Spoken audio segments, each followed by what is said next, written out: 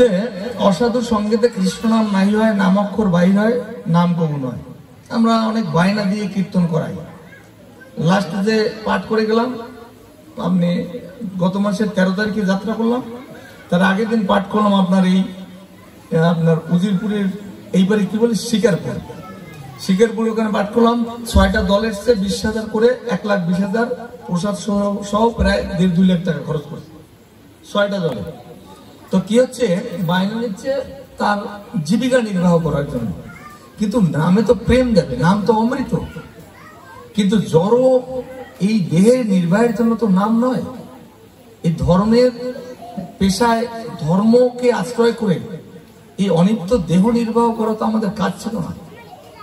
ধর্ম তো আমাদের একটি মৃত্যু রোধ করে অমৃত লোকে নেবে। তো এই যে ধর্ম ব্যবসা আমরা করছি, তার ফলে আস্তে আস্তে দেখুন আপনাদের এই সমাজে বহুত লোক আছে, আমি যেহেতু স্পষ্ট বলতে পারছেন সত্যটা।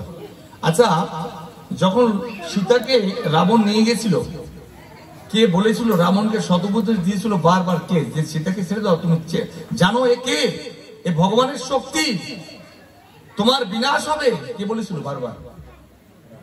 বিভীষণ বলেছিল যে দাদা একে ছেড়ে দাও, তুমি একে রেখো না, একে জানো ভগবানের শক্তি। হেসে বলেছে কে ভগবান? নিজে স্বর্গে প্রায় সিঁড়ি করে দিয়েছিল না, ইন্দ্রকে পর্যন্ত চাকর বানিয়েছিল, শনিকে পাপোশ বানিয়ে রেখেছিল, শনির পিঠের উপরে পা দিয়ে পাপোশ বানিয়েছিল। নারদ এসে বলছে প্রভু কি করছেন, আপনি শিরদারের উপরে পা দিয়ে বসে নাতে কোনো আরাম পাওয়া যায়? উল্টে দেন, পেটের উপরে পা দেবেন, বেশ কত মোলায়েম। কারণ উল্টে দিলে তো শনির দৃষ্টি পড়বে ওর দিকে, আর রাস্তায় বিনাশ হবে, হইল না? তাহলে কি লঙ্কাপুরে ছায় অকালে মৃত্যু হইল না? তো বিভীষণ বলেছিল যে দাদা একে ছেড়ে দাও, বারবার বলার পরে সে অট্টহাসি দিয়ে তার কথায় কোনো ভ্রুক্ষেপ করেনি। তখন বিভীষণ যে শ্লোকটি বলেছিল যে সুলভা পুরুষ রাজন সতত প্রিয় বাদিনা, এমন পুরুষ পাবেন যে আপনার মনমতো কথা বলে, আপনার তোষামদি করে কিছু দক্ষিণা, কিছু সুযোগ নেবে। সুলভা পুরুষ রাজন সতত প্রিয় বাদিনা, মিষ্টি কথা বলে মনোরঞ্জন করে আপনার কাছ থেকে স্বার্থ আদায় করার পুরুষ লোক অনেক পাবেন।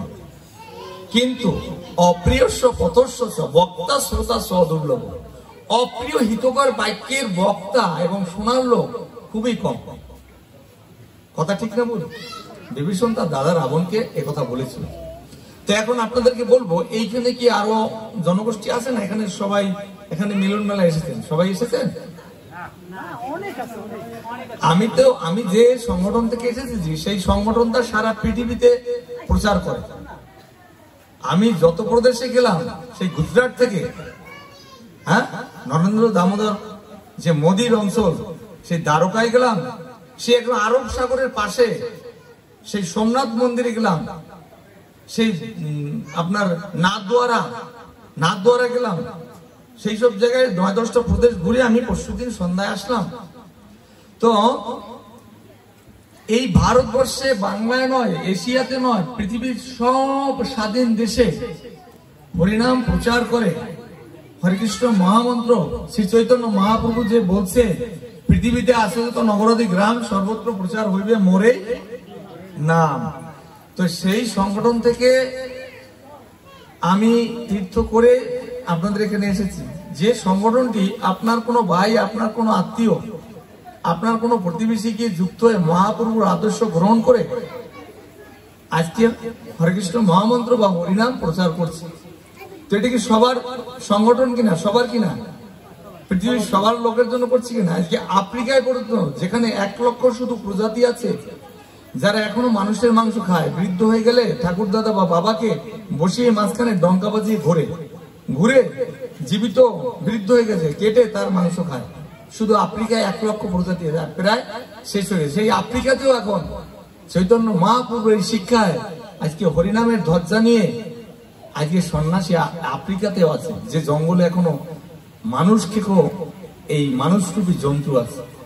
তাহলে চিন্তা করুন যে এই প্রচার সংগঠনটি কিভাবে আপনি আপনার পাড়ার যারা, আপনি এলাকার মাতব্বর মনে করছেন, আপনি খুব মেধাবী বিএসসি এমএসসি টিচার মনে করছেন, আপনি হয়তো বড় ডাক্তার এফসিপিএস ডাক্তার মনে করছেন, অনেক কিছু মনে করছেন, কিন্তু আপনার বাড়ির আপনার গোষ্ঠীর লোক দেখুন গিয়ে আজকে আমেরিকা থেকে এসে স্কুলে পড়িয়ে একটু ফ্রি খাবার দাবার দিয়ে আপনার সন্তানটাকে নিয়ে গেছে, রাইট কি রং?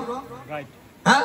আর আমি যে গুরুদেবের শিষ্য আছি জন গর্ডন, ছিল জয়পতাকা স্বামী মহারাজ, পৃথিবীর তৃতীয় ধনীর নাতি, তার নামে $1 কোটি বেশি ছিল।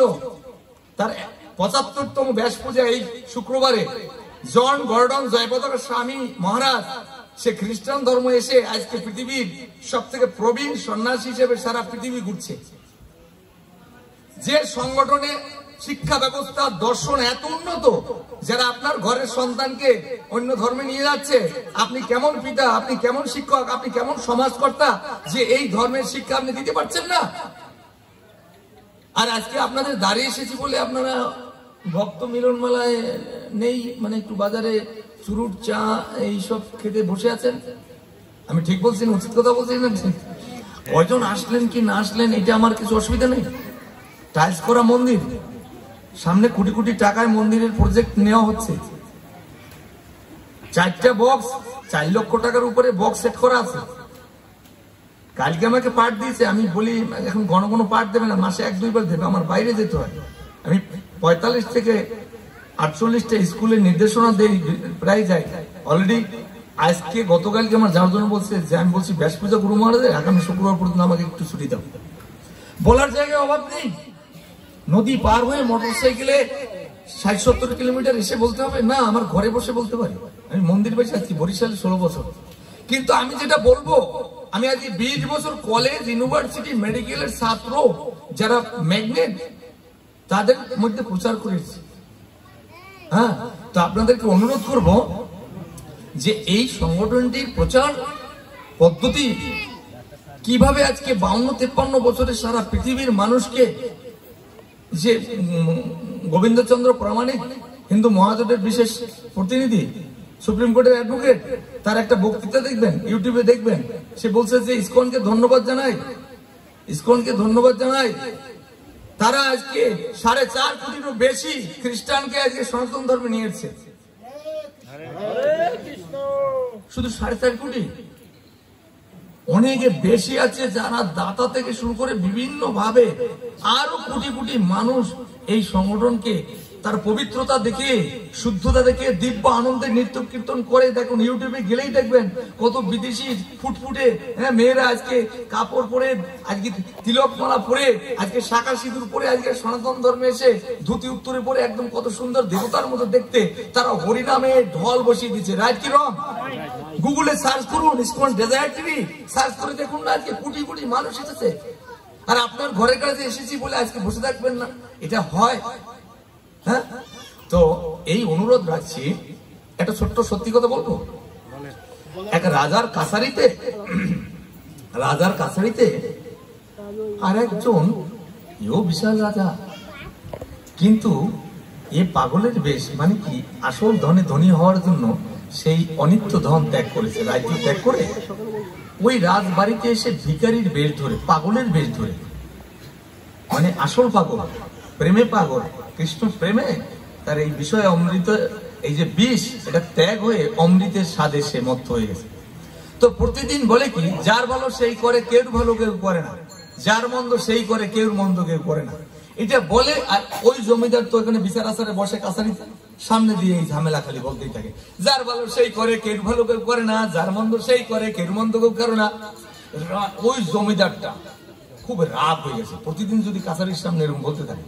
কিন্তু ওর চেয়ে বড় জমিদার ছিল এটা, কিন্তু আসল প্রেমে পাগল হয়ে ওই রকম করছে। তো ওই জমিদার কি করছে, যে রানিং জমিদার, যার কাছারিতে ওরকম উনি পাগলের বেশি আছে, সে 2টা মিষ্টির পাতিলে মিষ্টি নিয়ে এসছে।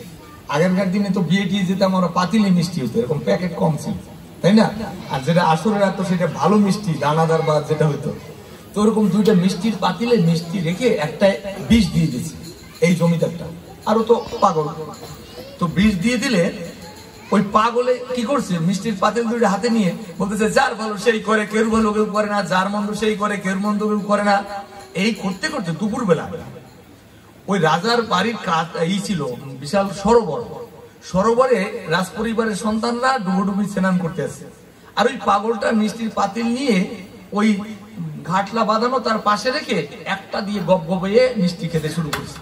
আর ছোটরা দেখবেন পাগলটাকে যদি দেখবে ঢিল মারবে, থুতু মারবে, জল ছিটে দেবে না, আর ওই পাগল দেখেই জল ছিটাই করতে করতে পাগলের কাছে এসে ওই হাড়িটা ওর সামনের দিকে আর যেটা নিয়ে ওই মিষ্টি খেতে শুরু করছে। একটা পাগলে খাচ্ছে আর একটা ওরা খাচ্ছে। ওই জমিদার, ওই বাড়ির যে জমিদার বাড়ির মালিক, সেই জমিদার বিষ দিয়ে দিয়েছে, আর এই পাগল যে সেই মিষ্টির একটা, আর ওই পরিবারের সন্তানরা আর পাতিলের মিষ্টি খাচ্ছে। খেতে খেতে একে বিষের ক্রিয়ায় জমিদারের বংশের সেই যে বাসাধন সব উত্তরপুরের সন্তানগুলো একের পর এক মৃত্যুবরণ করছে বিষের জ্বালায়। আচ্ছা বলুন দেখি, যারবার ওই জমিদারের প্রশ্ন ছিল, কেউ নিজের মন্দ নিজে করে? নিজের ভালো নিজে করে, নিজের পায়ে কেউ কুঠার মারে? কিন্তু ওই জমিদার দেখিয়ে দিল যে বিষটা ওই জমিদার দিয়ে তার সন্তান সবগুলো মেরে ফেলবে। হ্যাঁ, আজকে আপনার এই পাড়ায় কত লোক আছে? শ্রবণ মঙ্গলম, শ্রবণ মঙ্গলম। আমি আজকে 21 বছরের বেশি হচ্ছে আমি এই আলোচনা করে বেড়াচ্ছি। কুমিল্লাতে ছিলাম, সিলেটে ছিলাম, আজকে এখানে এসেছি। তো যে কথা বলছি, যদি নববিধা ভক্তির ভিতরে 1 নম্বর শ্রবণ মঙ্গল হয়, আর পরীক্ষিত মহারাজকে অভিশাপ দিয়েছিল কে? শ্রীঙ্গি, সৌমিক মুনির পুত্র শ্রীঙ্গি, তাই না? 7 বছর অবুঝ ভালো কেন দিয়েছিল? সে মৃগয়ে বেরিয়েছিল প্রজাদের দুঃখ কষ্ট দেখার জন্য, ঠিক কিনা? কিন্তু রাজা, সে তো শৌখিন জীবন যাপন করে, সে ক্লান্তিতে শ্রান্তিতে তৃষ্ণায় কাতর হয়ে গেছে, ঠিক কি বল? তৃষ্ণার্ত হয়ে সৌমিক মুনির আশ্রমে গিয়ে বলছিল, আমাকে জল দাও, আমি তৃষ্ণার্ত, জল দাও। কিন্তু মুনি ধ্যানস্থ ছিল। রাজা ভাবলো যে মনে হয় ভান করছে, এখন উঠতে হবে, আমাকে জল দিতে হবে, এ মনে হয় জন্য ওরকম বসে আছে। তৃষ্ণায় কাতর হয়ে পরীক্ষিত মহারাজ, অর্জুনের নাতি অভিমন্যুর পুত্র, এত বড় উচ্চ বংশীয়, কিন্তু একটা ঋষি ধ্যানস্থ, তার গলায় একটা মরা সাপ পেঁচে দিয়েছিল, ঠিক কিনা? আর অভিশাপটা কি কারণে পেয়েছিল বলুন দেখি? অভিশপ্ত হলো কেন? সিংহী পাশে খেলা করছিল, ওর সখারা বলছিল তোর মার বাবার গলায় মরা সাপ দিল, আর সে কিছু করলো না। সিংহী গিয়ে দেখলো ওই অবস্থা, গিয়ে সাপ দিয়ে দিল, ঠিক কিনা? আচ্ছা, এখন অভিশপ্ত হলো কেন? প্রশ্ন মাপনদের কাছে, প্রভুদের কাছে, অভিশপ্ত হলো কেন? একটু বিচার করে শুনতে হবে, কিন্তু আমি কিন্তু সূত্রগুলো বলে যাব। আজকে আপনি এত বড় নেতা হচ্ছেন, আপনার ঘরের মেয়েকে ধরে রাখতে পারছেন, স্ত্রী পর্যন্ত আপনার বাজেয়াপ্ত হয়ে যাচ্ছে। কি নেতা? ছাগলের 3 নম্বর বাচ্চা। ছাগলের দুধের ভাগ কয়টা? 2টা, কিন্তু বাচ্চা 3টা হয়ে যায়, হয় না? যে 2টা দুধের ভাগ ধরে পেলে, ওই 2টা পুষ্ট হয় আর অত লাফায়, আর বাকি যেটা অপুষ্টিতে ভোগ হয়, ও দেখে দেখে নামাইতে পড়িয়া ছটফট করতে করতে মরে যায়। নেতামি করেন, ভগবানের বিশ্বাস নেই, পালিয়ে দেশান্তরী হচ্ছেন। অবশ্য রক্ষী বৈকৃষ্ণ বিশ্বাস ও পালন, কৃষ্ণের বিশ্বাস নেই। সূর্য কি ভারতবর্ষে আর একটা ওঠে? হ্যাঁ, বার্মায় আর একটা ওঠে নাকি? একই সূর্য আলো দেয়। ভগবান বলছে চন্দ্র সূর্য আমার চক্ষু। তো আমি ভগবানের নাম করব না? ভগবান কলির যুগধর্ম নাম সংকীর্তন, হ্যাঁ তাই না? একবার রাম নামে যত পাপ তারে পাতুকি সাধ্যকি তত পাপ করে। তো পাপ করব, পাপের প্রাচিত্য তো ভোগ করতেই হবে। চোরের মানে পুলিশ। তো আমি চুরি করা ছেড়ে দিয়ে যদি হরিনামের মালা নেই, তাহলে তো আর চোরে ধরবে না।